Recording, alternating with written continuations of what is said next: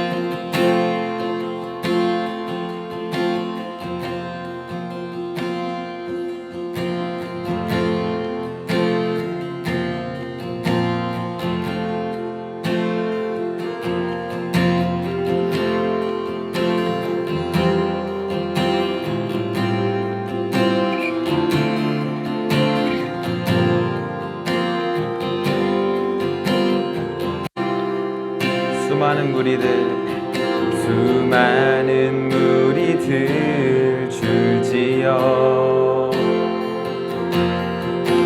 그분을 보기 위해 따르네. 평범한 목수이신 그분 앞에 모든 무릎이 꿇어 경배하네. 모든 문제들 하나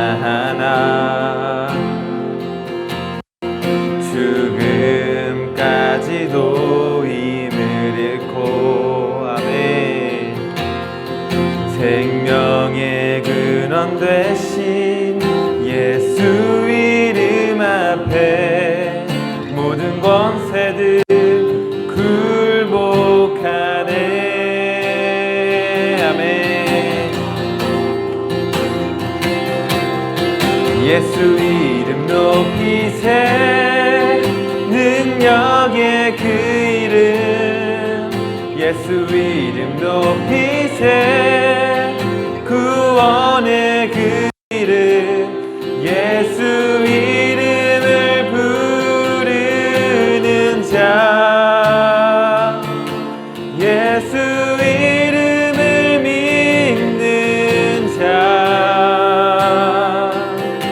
예수 이름 앞에 나오는 자 복이 있도다.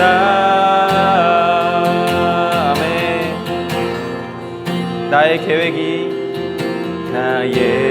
계획이 실패하고 나의 소망이 끊어질 때 삶의 주관자 되신 그분 앞에 나의 무릎을 꿇어 경배하네. 나의 늘 그분께 맡길 때 비로소 나의 마음 평안해. 구원의 반석 되신 예수 이름 함을 소리 높여 찬송하네. 아멘. 예수 이름 높이세 능력의 그 이름 예수 이름 높이세 구원의 그 이름 예수 이름을 부르는 자 예수 이름을 믿는 자 예수 이름 앞에 나오는 자 복이 있도다. 예수 이름 높이세 예수 이름 높이세 능력의 그 이름 예수 이름 높이세 구원의 그 이름 예수 이름을 부르는 자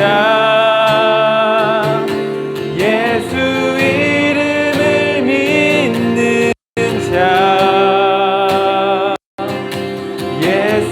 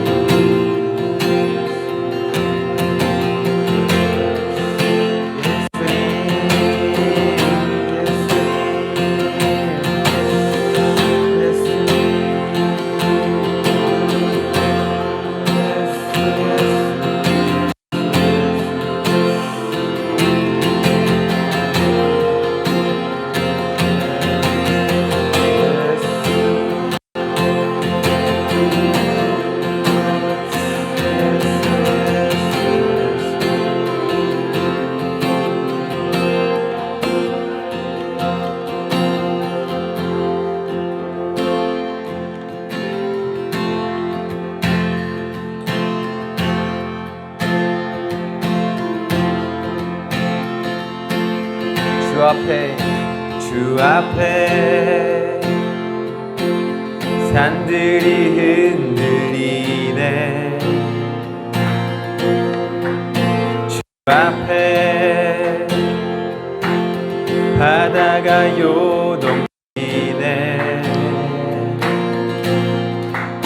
천사들 경배하고 온 땅 기뻐해 주께 소리쳐. 아멘. 온 땅에 주께 나 외치리 외치리. 하늘 가득히 주 찬양해 찬양해. 야훼 야훼 주 이름 우리 외치네. 아멘. 온 땅에 주께 온 땅에 주께 나 외치리 외치리. 하늘 가득히 주 찬양해 찬양해. 야훼 야훼 주 이름 우리 외치네. 아멘.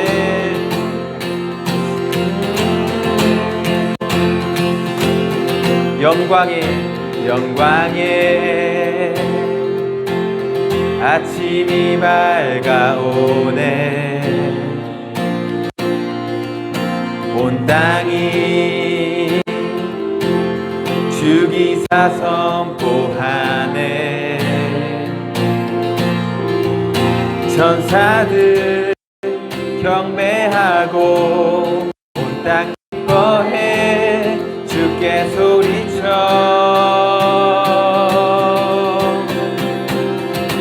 온 땅에 주께 나 외치리 외치리. 하늘 가득히 주 찬양해 찬양해. 야훼 야훼 주 이름 우리 외치네. 아멘. 온 땅에 주께 온 땅에 주께 나 외치리 외치리. 하늘 가득히 주 찬양해 찬양해. 야훼 야훼 주 이름 우리 외치네.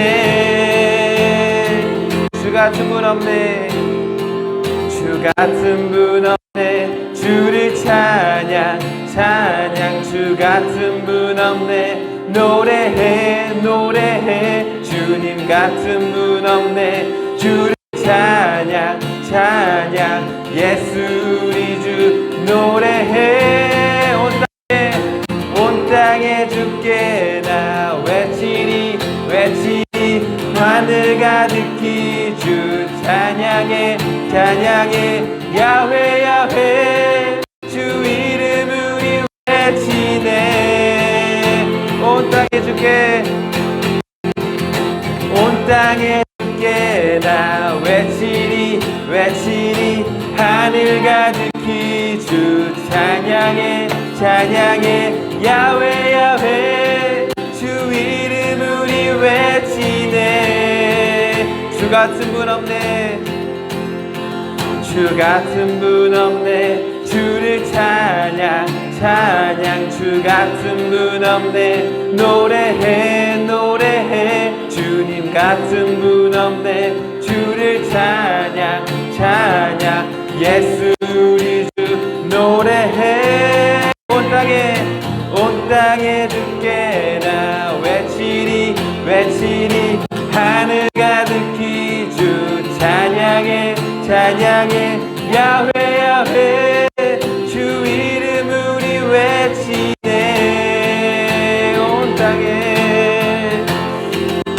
온 땅에 주께 나 외치리 외치리. 하늘 가득히 주 찬양해 찬양해. 야훼 야훼 주 이름 우리 외치네. 아멘.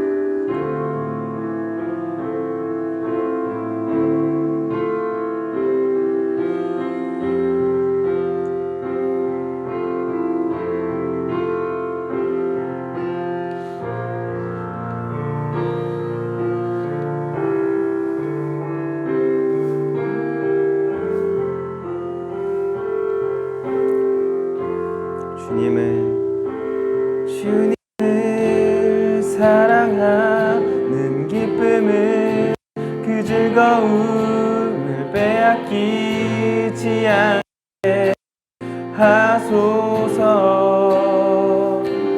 주님을 사랑하는 기쁨을 그 즐거움을 빼앗기지 않게 하소서. 예수 예수 예수 예수 예수 주님을 사랑합니다.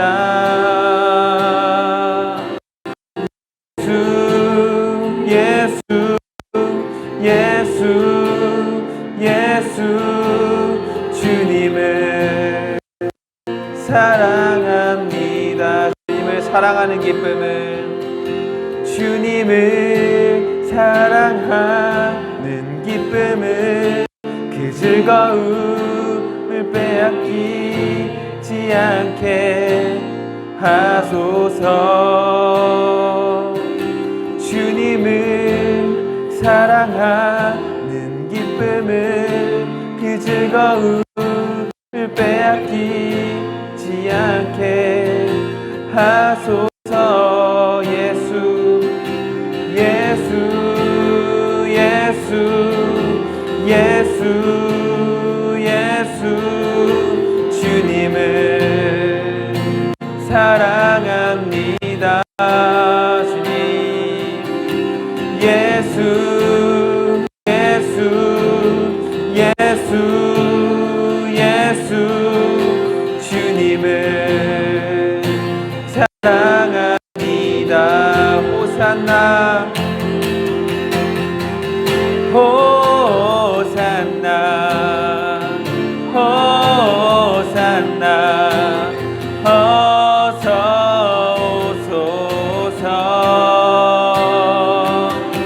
우리 왕 호산나 호산나 어서 오소서. 호산나 호산나 호산나 어서 오소서. 우리 왕 호산나 호산나 어서 오소서. 주님 보고 싶고 주님 보고 싶고 더 알고 싶고 함께 하고 싶고 또 보고 싶고 만지고 싶어. 주님 보고 싶고 더 알고 싶고 함께 하고 싶고 또 보고 싶고 만지고 싶어.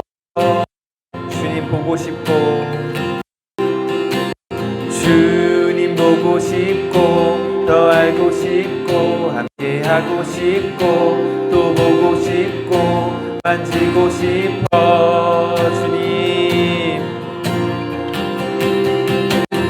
주님 보고 싶고 더 알고 싶고 함께 하고 싶고 또 보고 싶고 만지고 싶어.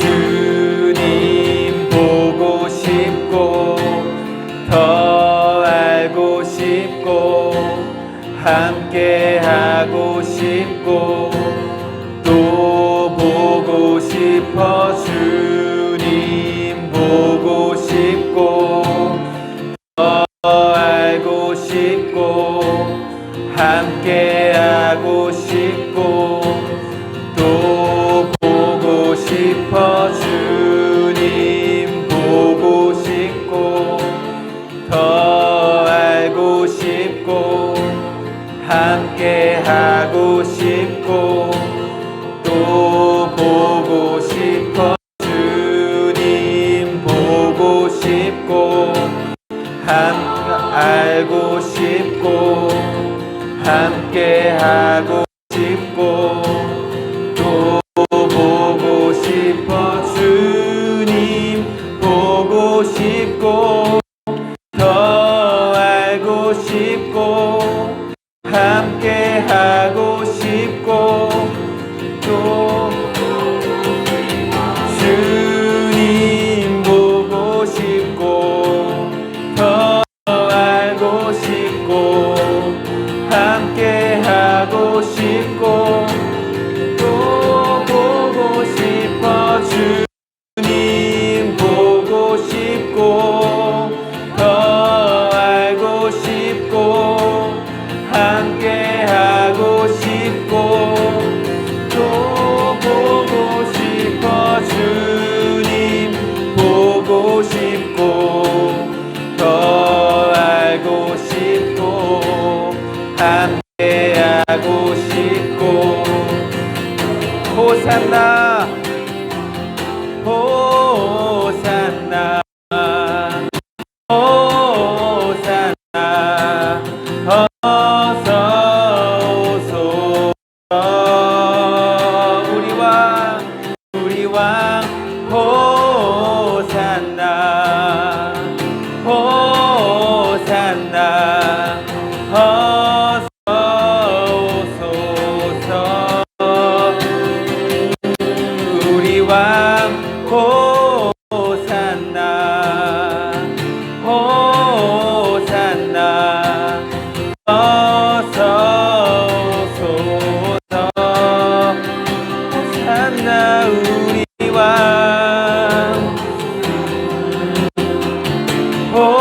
호산나 어서 오소서 예수 예수 예수 예수 예수 예수 주님을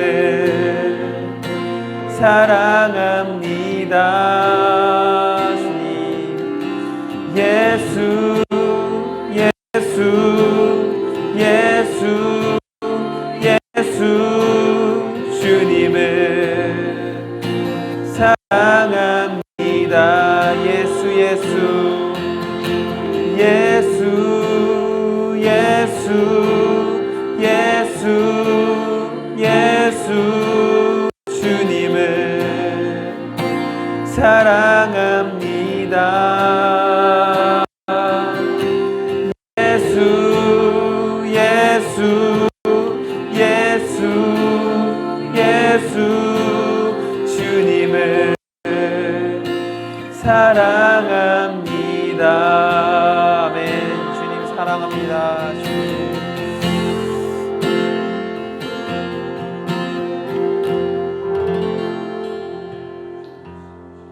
하나님 아버지 오늘도 저희를 이 시간 불러주시고 주님을 예배할 수 있게 하시니 감사합니다. 주님 이 시간 이 자리에 나오기까지 주님 각 사람의 많은 문제와 어려움이 있지만 무엇보다도 저희가 이 시간 하나님의 마음을 알길 원하고 하나님께 주시는 그 마음을 따라서 온전히 기뻐하는 자들 되길 원합니다. 주님 우리의 마음이 온전히 주님 앞에 정결하고 또 갈망하는 마음으로 나아가게 하시고 그 가운데 하나님 아버지 영광만이 드러나는 시간 되기를 주님 소망합니다. 이 시간 전사님을 통하여서 하나님 말씀이 선포될 때 성령님 강건도를 역사해 주셔서 그 입술을 통하여서 하나님의 말씀이 우리 가운데 오늘 심겨지게 하시고 또 각자에게 주시는 말씀이 우리 각 사람마다 그 믿음의 분량대로 온전히 취할 수 있도록 성령님 도와주십시오. 아멘. 감사하며 예수님의 이름으로 기도합니다. 아멘. 반갑습니다. 우리 옆 사람 보고 같이 좀 인사하겠습니다. 한 번 더. 당신이 있어 너무 행복합니다. 우리 천국까지 함께 갑시다. 아멘. 네, 벌써 우리 킹덤 오브 헤븐 21번째 시간이 됐습니다. 와, 어떻게 좀 천국의 실제가 여러분 가운데 점점 다가오고 계십니까? 아멘. 네. 천국의 실제가 어렴풋하게 막연하고 추상적인 것이 아니라 정말 예수님께서 우리에게 천국의 삶을 살라고 이렇게 늘 우리에게 주시는 겁니다. 우리가 천국의 삶을 실제를 놓치지 말고 계속 우리 삶 속에서 능력으로 나타냅시다. 아멘. 오늘 청함받은 자, 택함받은 자 주제로 천국의 메시지 21번째 나누려고 합니다. 준비했던 것보다 조금 다 하게 되면 시간이 너무 올릴 것 같아서 일단 오늘은 한 예화부터 나누고 이걸 좀 집중적으로 여러분하고 같이 나누고 시작하려고 합니다. 우선 말씀을 우리 같이 한 구절씩 함께 교독하도록 할 텐데요. 제가 먼저 읽겠습니다. 마태복음 22장 1절에서 14절까지 말씀입니다. 예수께서 다시 비유로 대답하여 이르시되 천국은 마치 자기 아들을 위하여 혼인잔치를 베푼 어떤 임금과 같으니 그 종들을 보내어 그 청한 사람들을 혼인잔치에 오라 하였더니 오기를 싫어하거늘 다시 다른 종들을 보내며 이르되 청한 사람들에게 이르기를 내가 원천 준비하되 나의 소와 살찐 짐승을 잡고 모든 것을 갖추었으니 혼인잔치에 오소서 하였더니 그들이 돌아보지도 않고 한 사람은 자기 밭으로 한 사람은 자기 사업하러 가고 남은 자들은 종들을 잡아 모욕하고 죽이니 임금이 노하여 군대를 보내어 그 살인한 자들을 진멸하고 그 동네를 불사르고 이에 종들에게 이르되 혼인잔치는 준비되었으나 청한 사람들은 합당하지 아니하니 내거리 길에 가서 사람을 만나는 대로 혼인잔치 청하여 오라 한대 그들이 길에 가다 악한 자나 선한 자나 만나는 대로 모두 데려오니 혼인잔치에 손님들이 가득한지라 임금이 손님들을 보러 들어올새 거기서 예복을 입지 않은 한 사람을 보고 이들의 친구여 어찌하여 예복을 입지 않고 여기 들어왔느냐 하니 그가 아무 말도 못하거늘 임금이 사환들에게 말하되 그 손발을 묶어 바깥 어두운 데서 내던지라 거기서 슬피 울며 이를 갈게 되리라 하리니라. 같이 읽겠습니다. 시작. 청함받은 자들은 많되 택함 입은 자들은 정하니라. 아멘. 기도하겠습니다. 하나님 감사합니다. 저희 오늘 드려지는 예배와 감사와 찬양을 아버지께 올려드립니다. 주님께서 오늘 준비하신 하나님 아버지의 마음과 뜻을 우리에게 전달해 주시고 또 선포되는 말씀 가운데 우리 눈과 영적인 귀를 열어 하나님의 뜻과 마음을 온전히 받아 일상생활에 돌아가서 순종하는 삶을 살 수 있도록 우리를 이끌어 주시옵소서. 천국의 문으로 우리를 안내하시고 또 하나님 아버지께서 우리를 모두 다 천국의 시민권자로서 초대한 것을 믿습니다. 한 명도 남김없이 온전히 아버지의 뜻대로 인도함 받고 예수님의 제자로서 이 땅 가운데 자기 부인과 자기 십자가를 통해 온전히 천국의 시민권자가 될 수 있도록 저희를 준비시켜 주시옵소서. 아멘. 감사합니다. 예수님의 이름으로 기도드렸습니다. 아멘. 말씀을 이렇게 준비하다가 저희 아버지 돌아가실 때가 생각이 났어요. 아버지 돌아가실 때 제가 했던 기도가 있었거든요. 저희 아버지가 어느 날 갑자기 저희 아버지 루게릭 병으로 돌아가신 거 아시죠? 제가 한번 얘기 그래도 자주 했던 것 같은데 이 루게릭 병이 뭐냐면요. 근육이 말라가지고 뼈만 앙상하게 남아서 나중에 폐 근육까지 멈춰서 이제 질식해서 죽는 아주 몹쓸 병입니다. 제가 보니까. 근데 아버지가 집에서 투병 생활을 하셨어요. 이제 팔 근육이 점점 마르더니 거동은 할 수 있었는데 어느 날 이제 다리 근육도 이제 천천히 빠지더라고요. 그래서 다리 근육도 빠져서 화장실에 혼자 꼬꾸라지셨는데 그 세면대 머리가 처박힌 지 하루 종일 방치된 적도 있었고 근육이 없으니까 얼마나 이제 답답하셨겠어요. 근데 어느 날 전화가 왔어요. 아버지가 쓰러지셨는데 중환자실에 갔다. 올 것이 왔구나. 그래서 중환자실에 병원에 연락받고 갔는데 주치 의사가 딱 이런 말을 하더라고요. 3일 정도 사실 것 같다. 깨어나더라도 몸에 경련을 일으켰기 때문에 식물인간일 거다. 이렇게 좀 단언하면서 의사가 얘기했는데 그 얘기를 딱 듣는데 제가 준비가 안 된 거예요. 아버지를 떠나보내. 그리고 인공호흡기, 산소호흡기 메고 아버지가 딱 있는데 마음이 철커덕 무너지는 거예요. 아버지한테 아직 복음을 안 전했거든요. 그러니까 전하긴 했지만 예수님이 믿지는 않으셨어요. 저대로 죽으면 지옥 갈 게 뻔한데 이걸 어떡하지? 3일밖에 못 산다고 하니까 아직은 내 아버지를 떠나보낼 마음의 준비도 안 됐고, 더 결정적인 건 아버지가 구원받지 않았다는 사실에 마음이 너무 힘들었어요. 우리 거지 나사로와 우리 부자 이야기 있잖아요. 거지 나사로가 죽었는데 부자랑, 거지 나사로는 아브라함 품에 있었고 부자는 이제 지옥에 있었는데, 그 지옥에 있는 부자가 너무나 이 목이 타고 말라서 우리 나사로한테 물에 손가락 찍어서 자기 이배를 좀 적셔달라고 했지만 우리 사이에 큰 구덩이가 있어서 갈 수가 없다라고 얘기하면서, 부자가 그렇다면 내 집에 우리 친척들에게 가서 이 절대 지옥에 오지 말게 해달라고 얘기하려고 간청했더니 갈 수가 없다라고, 이제 그 얘기가 생각이 나면서, 형이 선교사고 저도 사역을 막 그때 하고 있었는데, 우리가 아무리 이렇게 사역을 한들 아버지가 구원 못 받으면 너무 비참한 거예요.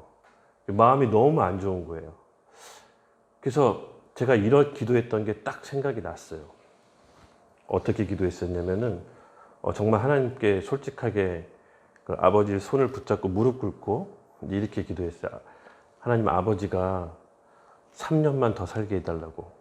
왜 3년인지 모르겠지만 그냥 그렇게 기도를 했었어요. 기억이 나거든요. 3년 더 살게 해주고 내가 남아있는 내 날수를 줄여달라고 이렇게 하나님께 기도를 했었어요. 제가 살아있는 날수를 줄여서라도 아버지를 3년만 더 살게 해달라고, 제가 반드시 복음을 전해서 아버지 같이 구원받는 게 제 마지막 소원이라고 그렇게 기도를 했었어요. 그리고 이제 중환자실에 나와서 며칠 있다가 요르단에서 이제 형이 오고, 또 그때 큰형도 외국에 있었는데 때마침 소식을 듣고 이제 귀국을 했었어요. 그래서 형제들과 이제 어머니가 모여서 중환자실 면회를 다시 들어갔는데 여전히 의식이 불명한 상태죠. 그래서 제가 그때 생각했던 게 뭐냐면은, 아버지가 지금 의식 불명이지만 영은 살아있겠다라는 생각이 좀 들었어요. 그래서 MP3에 요한복음이 있거든요. 그 요한복음을 귀에다가 이렇게 꽂아드렸어요. 무한 반복으로 해놓고 요한복음만. 그래서 간호사님한테 특별히 부탁했어요. 간호사님, 이 귀에서 이 이어폰이 빠지면 다시 한번 껴주세요라고. 간호사님 그렇게 하겠다라고. 그래서 요한복음을 이어폰에다 딱 꽂고 기도했어요. 정말 간절히 기도했어요. 근데 여러분, 일주일이 지났는데 아버지가 깨어나셨습니다. 정신이 말짱하게 언어 장애도 없이. 그리고 정말 감사하게 그 후로 6년을 더 사셨어요. 3년만 더 살게 해달라고 기도했는데 6년을 사셨어요. 그리고 그 사이에 병상에 침례도 받으시고 예수님을 구주로 영접하고, 마지막에 고모, 삼촌들하고 다 화해하면서 어머니, 우리 형제, 손자들까지 다 보는 날 앞에서 편안하게 눈을 감으셨어요. 근데 잠깐 드는 생각이, 아버지가 산 만큼 내 날수를 줄어들게 해달라고 그랬는데 3년이 아니라 6년이 주네? 이런 생각이 6년이 줄겠네? 이런 생각이 또 갑자기 돌아가더라고요. 혼적인 생각이. 어쨌든 기뻤어요. 근데 아버지가 예수님 믿는 그 과정을, 제가 전 과정을 봤는데 너무나 초자연적이고 기가 막혔어요. 제가 한번 얘기했었죠. 아버지가 어느 날 꿈을 꿨는데 저희한테 전화 오더니 2천만 원을 갖고 오라는 거예요. 2천만 원. 아니, 병원에 계시면서 2천만 원이 무슨 필요가 있으세요? 그랬더니 재판장한테 주기로 했대. 몇 달 며칠. 꿈 꾸셨어요. 꿈. 근데 아버지가 꿈이가 실제가 아니니까 너무 심신이 쇠약해져서 꿈을 실제로 하시는구나. 기도라도 해드려야겠다 했더니 기도를 했는데 기도 말고 돈 갖고 와 이러더라고요. 그래서 꿈 내용을 좀 들어봤어요. 그랬더니 재판장에 딱 섰는데, 그 왜 우리 옛날에 정육점 가면 쇠꼬챙이 있잖아요. 돼지 걸어놓은 거. 그 쇠꼬챙이에 사람들이 걸려있대요. 빨개 벗긴 채로. 그러면서 한 사람 한 사람 재판장한테 심판을 받는데 아버지 차례가 온 거예요. 그래서 쇠꼬챙이가 아버지 앞에 딱 있대요. 재판장이 물어봤대요. 네 죄가 뭐냐? 그랬더니 아버지가 그랬대요. 나 죄 없습니다. 그리고 쇠꼬챙이가 지나가면서 다른 꼬챙이가 왔대요. 재판장이 다시 물어봤대요. 네 죄가 뭐냐? 여기 왜 왔냐? 그랬더니 저는 아무런 죄가 없습니다. 이렇게 했대요. 그래서 마지막으로 쇠꼬챙이가 하나 더 왔대요. 네 죄가 진짜 뭐냐? 그랬더니 아버지가 그때 죄가 없다는 말을 못하고 제가 벌금을 내겠습니다. 그랬대요. 아버지가 벌금을 내겠다라고. 그랬더니 얼마를 낼 수 있겠냐 했더니 재판장님이 2천만 원을, 아버지가 그때 2천만 원이라고 그랬어요. 재판장이 얼마를 낼 수 있냐 그랬더니 아버지가 2천만 원. 왜 그런지 모르겠지만 2천만 원이라고 얘기했대요. 그리고 나서 그 꿈을 너무 리얼하게 꾼 나머지 잠에서 깨자마자 우리한테 전화한 거 빨리 돈 갖고 오라고. 정신이 드디어 나가셨구나 이렇게 생각했는데 그게 아니라 꿈이 너무 실제 같은 거예요. 그래서 내가 그 꿈 얘기를 자세히 듣고 아버지 또 그 꿈을 꿔서 재판장이 나타나면 아버지 더 이상 내 꿈 때문에 재판장으로 끌려갈 게 아니라 예수님을 믿으세요. 내가 예수님을 믿습니다라고 대답하세요. 그랬더니 내가 예수님도 믿지 않는데 왜 믿는다고 하냐? 이렇게 얘기했어요. 그래서 제가 아버지한테 제안을 했어요. 아버지 죄인인 거 인정하세요? 그랬더니 내가 왜 죄인이냐? 이렇게 그런 거예요. 그 사지가 다 무너진 상태에서. 아버지 곰곰이 생각해 보세요. 어머니 했던 거, 그리고 우리한테 했던 거, 혹은 아버지 혼자 살면서 지었던 그 모든 죄를 생각해 보세요. 그게 왜 죄냐? 내가 도둑질을 했냐? 남을 뭐 해쳤냐? 그게 왜 죄냐? 이렇게 하는 거예요. 아버지 그게 죄예요. 그 마음속에 품었던 그 모든 미워하는 거, 다툼, 용서하지 못한 거, 어머니 미워했던 거, 그거 다 죄예요. 그랬더니 너 왜 자꾸 나한테 죄라 그러냐 그거? 아파 있는 사람하고 계속 싸웠어요. 근데 저한테는 좀 절박했어요. 근데 기도를 했어요. 기도를 하고 다음 날인가 그 다음 날인가 형들하고 그 큰형이었던 거야. 큰형하고 같이 갔어요. 아버지가 좀 이상하다. 이 꿈이 너무 이상하다. 같이 가자 그랬는데 형이 물어보는 거야. 아버지 그 돈을 정말 며칠까지 필요하세요? 이렇게 물어봤더니 이날까지 갖고 와야 된다라고 하더라고요. 보니까는 형하고 온 그날이었어요. 그래서 제가 다시 한번 물어봤어요. 아버지 그 돈 우리가 없을 뿐더러 아버지 그 돈 준다 한들 꿈에서 재판장한테 어떻게 줄 거냐고. 예수를 구주로 믿으시겠어요? 그랬더니 믿겠대요. 그때 마음이 눈빛이 탁 바뀌었었어요. 그럼 아버지 죄인인 거 인정하세요? 그랬더니 아버지가 부정을 안 하세요. 사실은 자기가 아버지가 초등학교 때 교회 나갔었는데 성가대원을 하셨고 그때 예수님을 믿었었는데 이제 아버지 과거를 얘기해 주시더라고요. 그래서 자기가 초등학교 때 교회 다닌 거 자기도 기억한다고 하더라고요. 그래서 아버지 예수님을 구주로 영접하면 치러야 될 값 2천만 원이 아니라 예수님의 피값으로 아버지한테 재판장한테 더 이상 치러야 될 돈이 없습니다. 이렇게 얘기했더니 아버지가 예수님을 믿겠다고 하시더라고요. 그래서 그날 병상에서 아버지가 진심으로 회개를 했어요. 용서를 했어요. 그리고 본인이 지었던 그 죄들, 자기가 살면서 겪었던 그 어두운 부분들을 아버지께서 처음으로 자백하고 죄를 고백하는데 눈물을 흘리셨어요. 근데 그 감정이 그때 그 모습이 아직도 제가 잊혀지지가 않아요. 왜냐하면 그 병실에 아버지 말고 죽음을 대기하는 분들 많았거든요. 그러니까 죽기 전에 가는 그 요양병원 있었잖아요. 거기서 아버지가 죄를 고백하고 회개를 하는데 그 병실에 하나님 은혜가 가득 찬 것 같았어요. 그 기분, 그 은혜, 하나님께서 주시는 그 안정감이 너무 놀라웠어요. 그리고 아버지가 그 죄를 고백할 때 옆에 있는 병원실에 있는 사람, 누워있는 사람들 다 봤거든요. 아버지는 제가 알았어요. 아버지는 최소한 구원을 받았다. 제가 확신이 찼어요. 그리고 아버지가 완전히 대하는 태도가 달라졌어요. 어머니를 대하는 태도, 우리를 대하는 태도. 하나님을 그렇게 꿈에서 극적으로 만나고 회심을 하고 죄를 고백했을 때 아버지가 저는 구원받았다는 게 확신이 들었어요. 한편으로 이런 생각이 들었어요. 진작에 좀 믿으시지. 그렇게 자식들이 믿으라고 했을 때 안 믿다가 온통 사지가 다 박살나고 몸을 못 쓰고 정말 폐가 이제 망가질 정도로 됐을 때 예수님을 영접하는 그 아버지 모습을 보고 제가 우리 죄성은 너무나 고집스럽고 완고해서 정말 육신이 다 망가지기 전까지는 우리가 죄라는 걸 인식하고 깨닫고 고백하는 게 정말 어렵구나. 이게 기적이구나.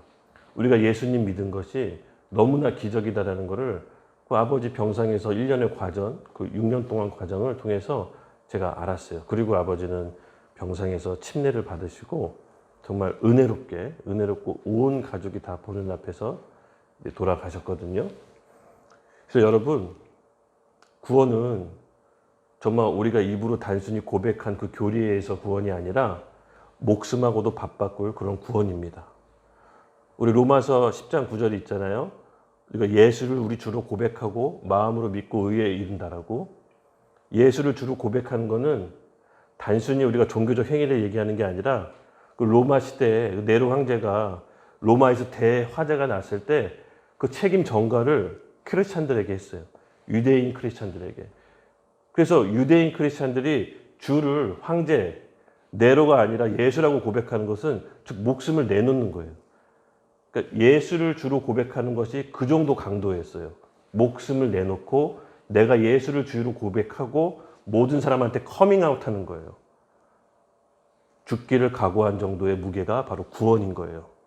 그래서 오늘날 우리가 이 구원받는다고 했을 때 예수를 주로 고백하고 마음으로 믿었다고 했을 때 과연 이 정도의 강도가 되는 건지 심각하게 고민을 해봐야 될 것 같아요. 여러분 어떻게 생각해서 예수님을 마음으로 믿고 입으로 고백해서 다 구주를 영접을 하셨잖아요. 그 구주를 영접한 강도가 과연 어떤 강도인지 곰곰이 한번 생각해 보십시오. 구주, 구원자와 주인이에요.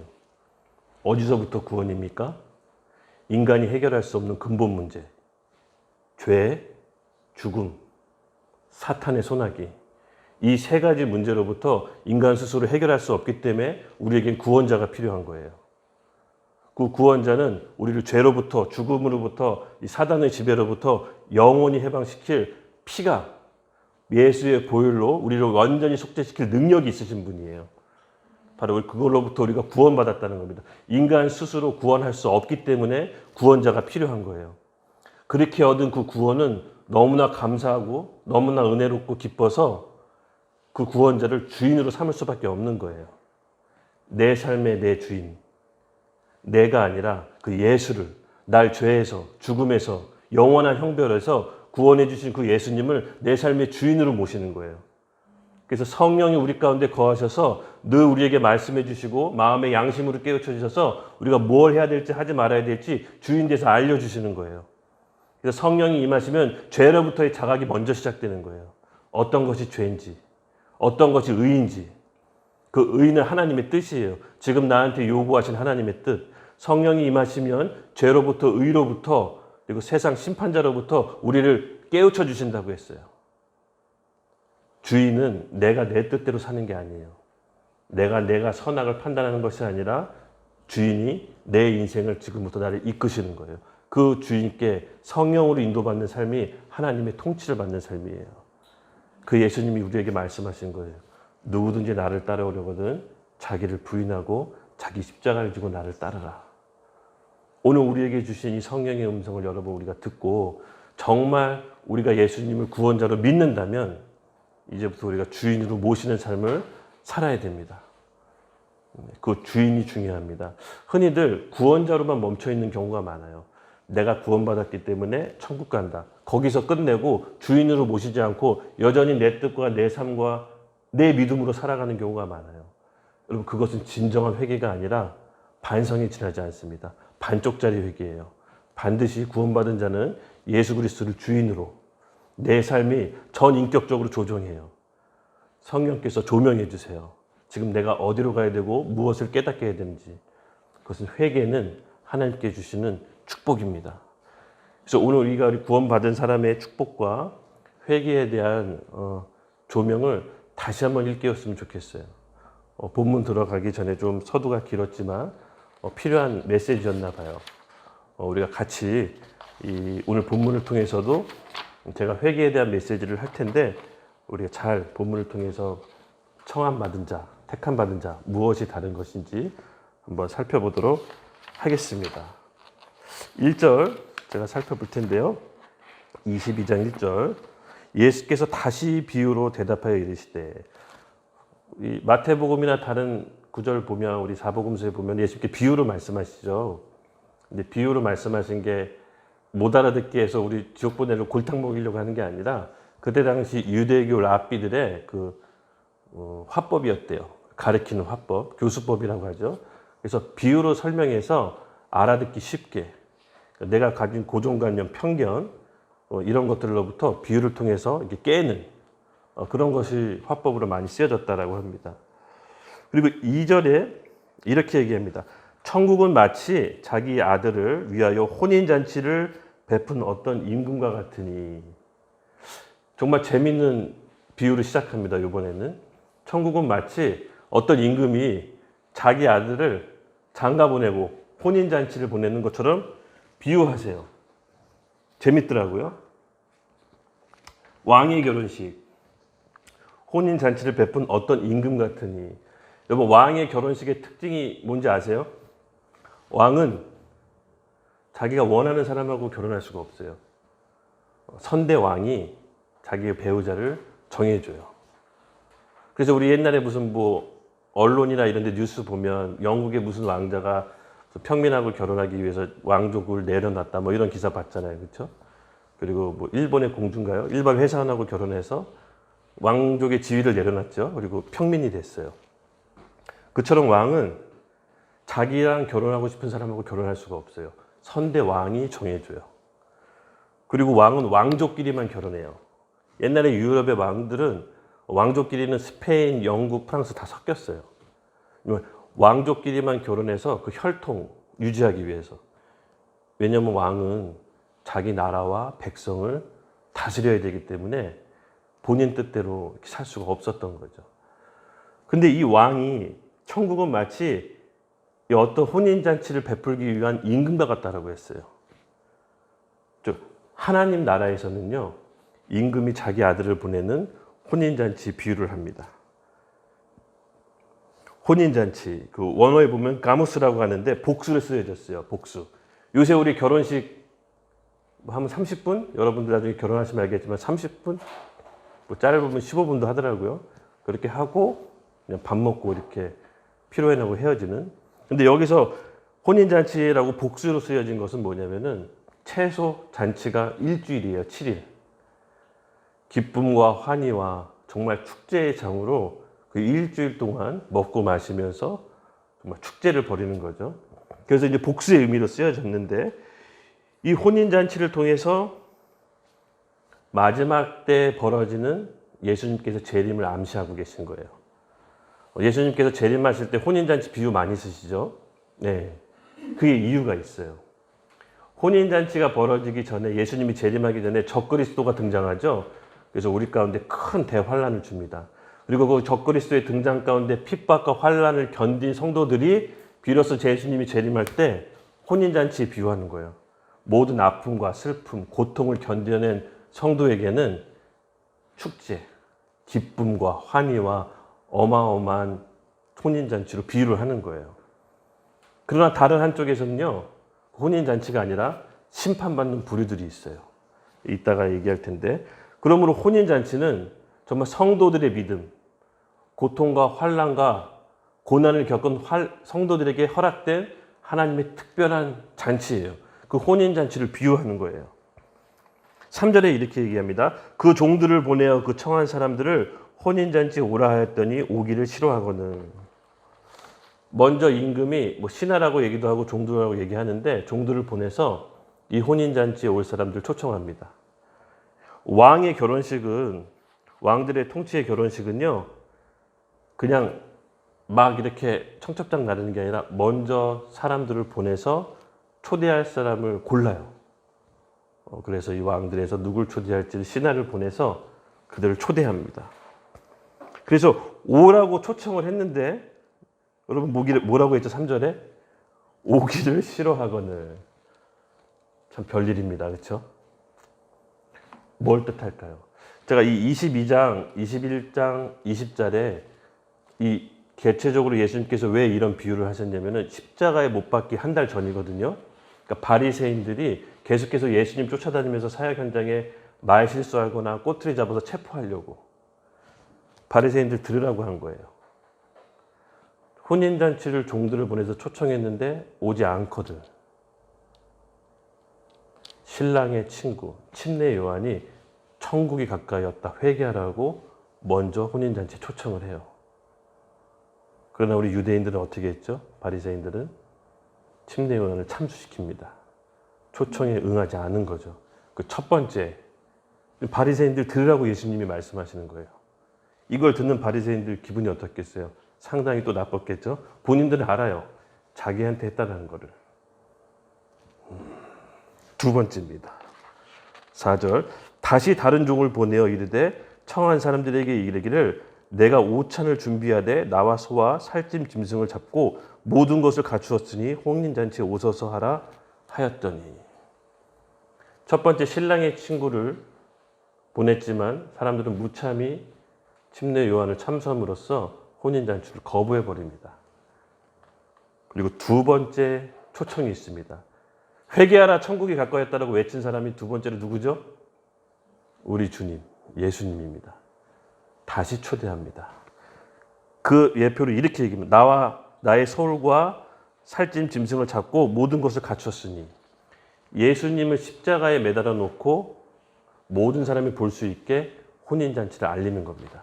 즉 구약시대의 죄는요. 제사장이 죄 지은 사람이 제물을 갖고 오면 그 제물에다가 죄를 안수해서 번제로 각을 떠서 죄를 소멸합니다. 예수님께서는 혼인잔치를 위해서 본인이 직접 그 제물이 되셔서 십자가에 못 박혀 죽음으로써 우리의 모든 죄를 감당하시고 우리의 죄를 속죄하셨어요. 그것을 나의 소와 살찐 짐승으로 하나님께서 표현하시고 모든 사람이 볼 수 있게끔 혼인잔치의 모든 준비를 갖췄다라고 표현합니다. 근데 두 번째 초청을 했는데 그들이 어떻게 했죠? 5절입니다. 그들이 돌아보지도 않고 한 사람은 자기 밭으로 한 사람은 자기 사업으로 가고 자기 밭을 의미하는 것은요. 바로 생계, 먹고 사는 문제. 이 밭은 소출물이죠. 예수님께서 천국의 혼인잔치를 초대했지만 여전히 내 생계 문제, 내 먹고 사는 문제, 내 집, 내 부동산, 내 여러 가지 스펙들 그것으로 인해서 혼인잔치에 거부합니다. 그리고 두 번째 자기 사업, 이제 세상 문제죠. 자기 사업은 세상 문제를 뜻합니다. 내가 지금 겪고 있는 여러 가지 문제들, 우선순위들, 그리고 내가 먼저 시급하게 해결해야 될 내 안의 우선순위들. 이 자기 사업이 너무 많아서 왕의 초대에 또 한 번 거부합니다. 우리 예수님을 복음을 전해보신 사람들 알잖아요. 예수님이 십자가의 복음을 전했을 때 저 지금 바빠요. 우리 철공소나 뭐 여러 군데 많이 노방전도 해봤잖아요. 바쁩니다. 네 알겠습니다. 거기 놔둬요. 지금 바쁘니까 이러지 마요. 이런 얘기 많이 들어보셨잖아요. 그렇죠? 예수님의 복음의 혼인잔치에 본인이 직접 삶 제물로 갔지만 여전히 세상 문제와 우리 삶의 계획의 우선순위로 인해서 초청을 거부합니다. 이 두 번째 거부가 바로 펼쳐지는 거죠. 그래서 6절에 이렇게 얘기합니다. 그 남은 자들은 종들을 잡아 모욕하고 죽이니 급기야 그 남은 자들 신하들을 잡아 죽입니다. 왕의 종들이죠. 초천장치 응한 그냥 응하지 않은 것도 큰 어떻게 보면 참변을 당할 수가 있는데 죽이기까지 합니다. 6절은 앞으로 예표될 일들 예수님을 따르는 제자와 사도들의 순교를 뜻합니다. 그들이 어떻게 여러분 순교당하고 처참하게 죽었는지 알죠? 바울은 목 잘라 죽고 베드로는 십자가에 거꾸로 매달아 죽습니다. 예수님을 따르는 자들이 하나둘씩 순교당합니다. 왕의 초대와 응햇에 세상 사람들, 특히 먼저 믿었다라고 하는 선민세상에 같이 유대인들은 처참하게 거부합니다. 7절에 이렇게 얘기합니다. 임금이 놓아여 군대를 보내어 그 살인한 자들을 진멸하고 그 동네를 불사르고 아까도 서두에 얘기했지만은 종말 때 심판은 두 가지입니다. 한 부류는 고통과 환난과 인내를 통해서 고난을 통과한 성도들은 혼인잔치 초대되지만 그 혼인잔치를 끝까지 거부하고 자기 삶에 매여 있는 사람들은 심판받게 되는데 어떻게 심판받느냐? 특히 그리스도인들을 박해하는 사람들에게 해당합니다. 이 구절은 믿는 크리스찬들을 박해한 사람들. 왕은 이렇게 합니다. 7절 임금이 노하여 군대를 보내어 그 살인한 자들을 진멸하고 그 동네를 불사르니라. 그리스도인들을 핍박하고 사단의 앞잡이가 되어 그들을 하여금 그리스도인들 죽인 사람들은 완전히 왕이 노해서 군대로 진멸해 버립니다. 이것이 마지막 종말 때 일어나는 두 가지 사건입니다. 한쪽 부류는 혼인잔치, 한쪽 부류는 진멸을 당하게 됩니다. 8절입니다. 이에 종들에게 이르되 혼인잔치는 준비되었으나 청한 사람들은 합당하지 아니니. 혼인잔치는 준비되었으나 청한 사람들은 합당하지 않는다라고 얘기합니다. 이것이 무슨 뜻일까요? 즉 이제 스스로 선민이라고 하나님의 백성이라고 스스로 생각하는 이스라엘 백성들은요, 더 이상 하나님께서 먼저 선택권을 주어지지 않고 이방인들로 하여금 복음이 확장된다는 것을 뜻합니다. 회개한 이방인, 먼저 믿은 유대인들, 하나님이 스스로 백성이라고 생각하는 그들이 죄인이라고 생각했던 세리, 장의자, 소외계층, 창녀, 뭐 이런 사람, 하나님의 백성이라고 도저히 생각할 수 없는 사람들이 하나님께서 그들을 먼저 초대하십니다. 복음의 확장이 8절에서 이루어지는데 9절에서는 이렇게 얘기합니다. 네 거리 길에 가서 사람을 만나는 대로 혼인잔치에 청하라고 하는데, 예, 본격적으로 네 거리, 해상을 뜻하죠. 만나는 사람대로 다 혼인잔치에 오라고 합니다. 이제 왕의 분노는요, 무조건적인 호의로 나타납니다. 그래서 왕의 혼인잔치에 모두 초대받는 복음의 확장이 펼쳐집니다. 오늘 우리가 사는 교회 시대는 바로 이 시대입니다. 복음의 확장. 하나님께서 최대한 많은 사람들에게 복음을 전해서 이 혼인잔치에 촉정하기를 이릅니다. 우리 삶 가운데 의인들을 보내주셔서 찾아가 주셔서 도저히 저 사람 예수 믿을 사람이 아닐 것 같은데 믿게 되는 마지막 때의 이른비, 성령의 이른비가 부어주셔서 마지막 대추수가 일어납니다. 영혼 구원이. 그때 이 하나님께서 복음의 확장이 바로 9절입니다. 왕의 분노가 복음의 확장으로 열려집니다.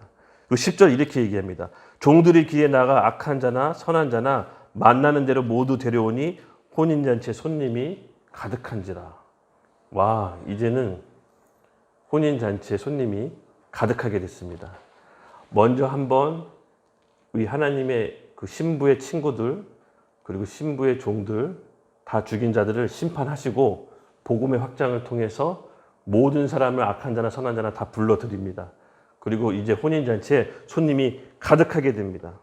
이제 더 이상 하나님께서는요, 유대인들의 선악의 기준, 유대인들의 세계관은요, 선악이에요. 선악. 그들은 선과 악으로 얘기를 해요. 그래서 이 유대인들의 선악의 기준을 하나님이 이제 따르지 않아요.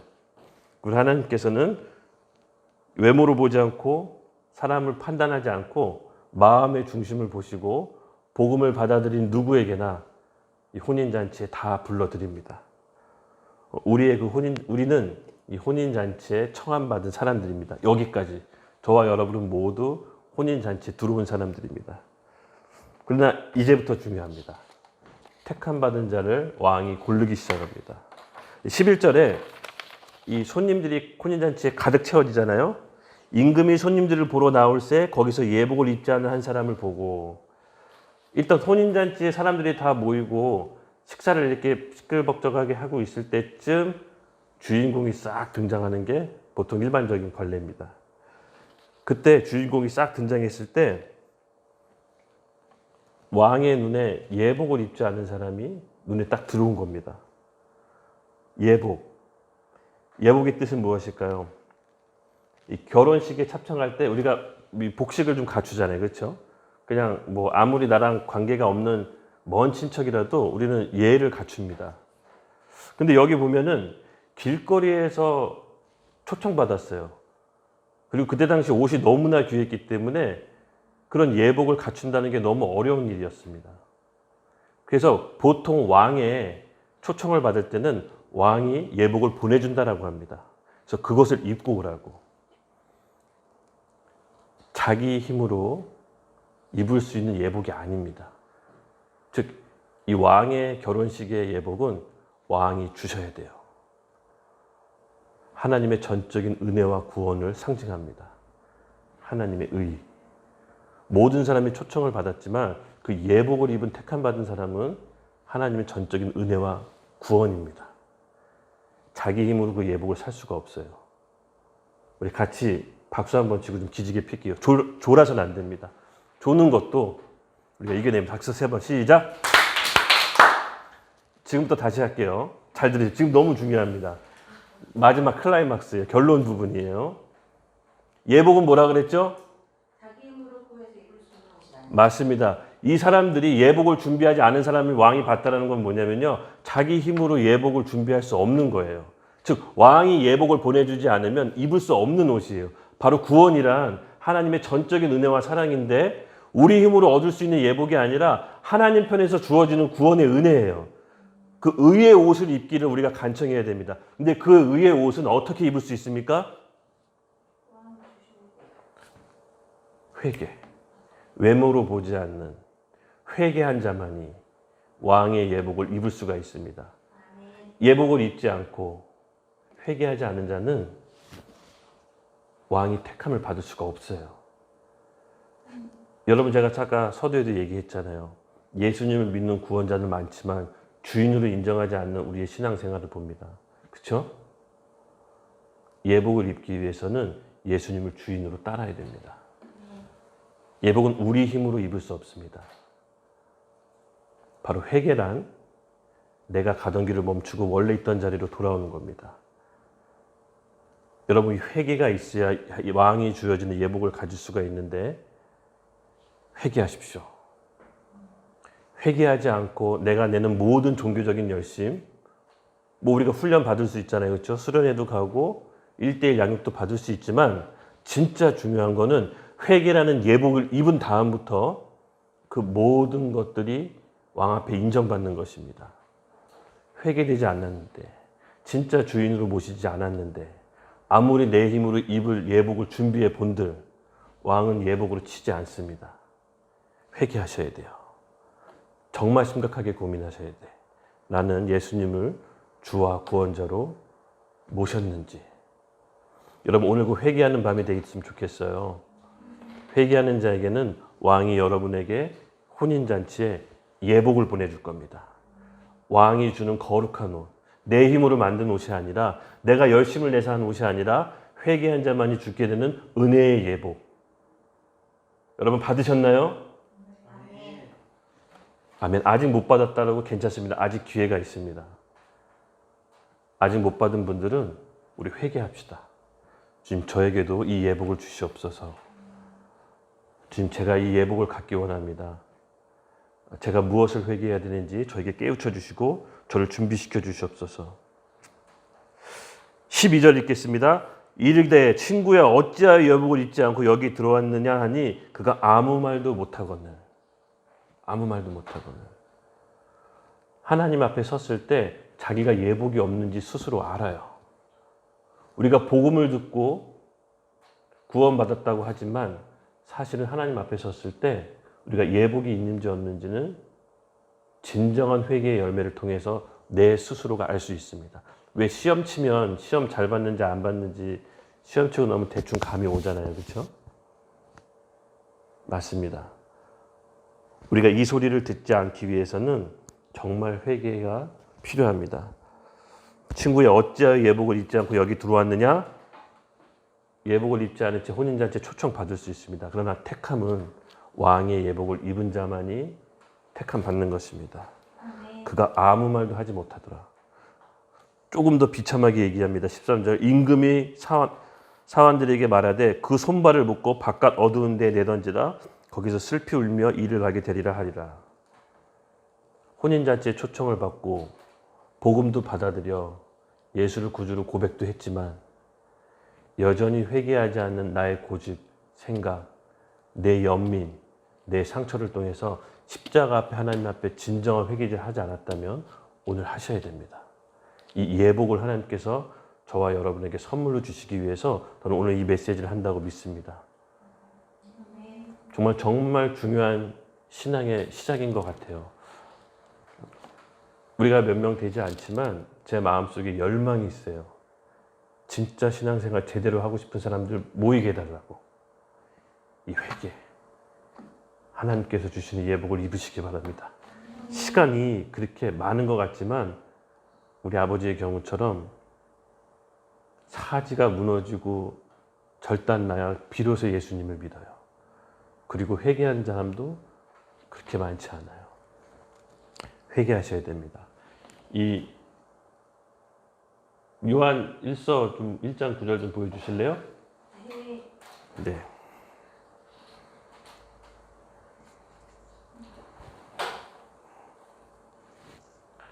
네, 우리 같이 읽겠습니다. 시작. 만일 우리가 우리 죄를 자백하면 그는 믿으시고 의로우사 우리 죄를 사하시며 우리를 모든 불의에서 깨끗하게 하실 것이요. 아멘. 베드로가 우리 예수님이 베드로 발 씻어줄 때 이렇게 얘기하잖아요. 이미 깨끗한 사람은 발만 씻으면 됩니다. 발만 씻으면 된다라고 얘기합니다. 맞습니다. 우리가 구원 받았지만 구원 받고 난 삶을 통해서 죄를 얼마든지 지을 수 있습니다. 그 죄 씻고 발을 씻는 것이 바로 우리의 자백입니다. 다음 구절 보여주세요. 로마서 14장 11절인데 같이 읽겠습니다. 시작. 기록되었을 때 주께서 이르시되 내가 살았노니 모든 무릎이 내게 꿇릴 것이요 모든 혀가 하나님께 자백하리라 하였느니라. 아멘. 자백은 뭐 범죄 수사 용어가 아닙니다. 법률 용어가 아니라 성경 말씀입니다. 성경에서 자백은 제가 찾아보니까 두 종류였어요. 살아서 하는 자백과 죽어서 하는 자백. 살아서 자백하지 않으면 하나님 앞에 가서 자백하게 됩니다. 여러분 얼마나 비참해요. 살아있을 때 주님과 함께 동행하면서 영혼 구원하고 하나님 나라를 확정하고 우리가 하나님과 함께 했던 그 시간들을 하나님 앞에서 아버지 앞에 의논하고 내가 내 자랑하고 하나님 저 이렇게 영혼 구원했습니다. 제가 어려운 가운데 믿음을 지켰습니다라고 아버지와 자녀로서 대화가 나눠야 되는데 이 자백하는 사이가 되면 얼마나 비참합니까? 하나님께서 우리에게 기회를 주십니다. 생각하는 모든 죄가 있다면 오늘 살아서 자백합시다. 하나님께 자백할 게 있으면 조용히 하나님께 자백하고 사람에게 자백할 게 있으면 사람에게 자백할 수 있도록 용기를 달라고 기도합시다. 먼저 기도해야 돼요. 성령께서 힘을 주시지 않으면 이 자백도 내 인간적인 자백이 될 수 있어요. 성령께서 힘을 달라고 기도하시면 자백할 수 있는 마음을 주십니다. 이 회개가 이 진정으로 일어나는 내 회개, 내가 주인으로 쫓지 않고 내 생각과 내 상처와 내 연민으로 나라는 내 감옥에 갇혀서 여전히 주님을 원망했던 그것을 십자가에 못 박고 우리가 온전히 회개할 때 구원에 대한 기쁨과 감사가 흘러 넘치게 될 것입니다. 이것이 영적 자유함입니다. 아직 이 영적 자유함을 경험하지 못했다면 우리가 경험해야 됩니다. 이때부터 신앙생활이 시작입니다. 주여 주여 하는 자마다 다 하늘에 가는 것이 아닙니다. 하늘나라에 아버지 뜻대로 해야 하늘나라로 갈 수 있습니다. 많은 일을 하고 많은 사역을 하고 천국에 가지 못하면 얼마나 억울합니까? 이 사역하고 소명하고 비전하고 우리 신앙의 목적하고는 좀 다른 것 같아요. 우리 소명, 하나님께 받은 부르심, 열심히 달려가서 할 수 있지만 신앙의 목적, 결국 천국에 가지 못하면 이게 너무나 억울하잖아요. 그렇죠? 천국 간 줄 알고 죽어서 딱 갔더니 하나님하고 자백하는 사이가 됐어. 너무 비참할 것 같아요. 구원에 대한 하나님께서 주시는 우리 안에 주시는 부담이 있다면 저는 회개해야 된다고 봅니다. 어떤 부분을 회개해야 될지 하나님께 기도하며 구하는 자리가 되었으면 좋겠습니다. 저는 오늘 하나님께서 우리를 살리시려고 저와 오늘 여러분에게 이 메시지를 한다고 믿습니다. 우리 14절 마지막 결론입니다. 같이 함께 읽겠습니다. 네, 시작. 청함받은 자는 많되 택함을 입은 자는 적으니라. 청함받고 택함받는 자들이 됩시다. 아멘. 우리 잠깐 우리 예배 찬양 한 곡 좀 부를까요? 우리 하나님께 이 은혜의 때입니다. 그렇죠? 여러분 자백할 수 있는 건 은혜의 때입니다. 하나님 앞에 생각나는 모든 죄가 있으면 우리 조용히 자백합시다. 주님, 내가 내 힘으로 살았던 그 모든 교만을 회개합니다. 사실은 제가 주님을 주인으로 인정하지 않았습니다. 주님, 오늘 이 지점을 주님 앞에 되돌립니다. 저의 주인이 되어주세요. 저는 영적으로 파산했습니다. 저는 마음이 심령이 가난합니다. 저는 하나님, 저희가 예수 그리스도가 절대적으로 필요합니다라고 겸손히 고백합시다. 택함 받은 자가 됩시다. 우리 같이 일어나서 예수 이름 높이세. 우리 같이 하나님께 부르짖으며 기도합시다. 하나님 아버지, 도와주시옵소서.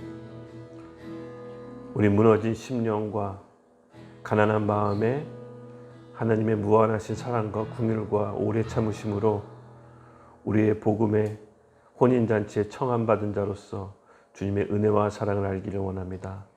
한 가지 더 바라옵건대 주님 앞에 온전히 회개가 드려지게 해 주시옵소서.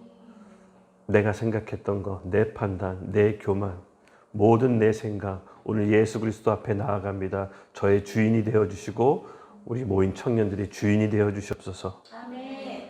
아버지, 오늘 하나님께 나아가는 우리 청년들, 예수를 구주로 주인으로 다시 영접한 우리 청년들에게 오늘 하나님의 거룩한 예복이 입혀질지어다. 아멘. 입혀질지어다. 아멘. 주님의 무한하신 사랑을 감사합니다. 포기하지 않는 사랑을 찬양합니다. 예수님의 이름으로 감사하며 기도드렸습니다. 아멘. 예복을 입읍시다. 기도하겠습니다. 하나님 감사합니다. 오늘 예배도 저희가 갖고 있는 자원들을 하나님께 온전히 드려가며 주님을 찬양하며 예배했습니다. 하나님 기뻐 받아주시고 우리가 다시 한번 결단하면서 헌신하는 밤이 되게 해주시옵소서. 주님께 온전히 회개하는 밤을 토요일날 준비합니다. 주님 그날도 축복하여 주시고 은혜 주셔서 우리의 묶여있는 모든 영적인 것, 현실적인 것 다 풀림받고 주님께 주시는, 제때 주시는 은혜를 우리가 받기를 원합니다. 아멘. 감사합니다. 예수님의 이름으로 기도드렸습니다. 아멘.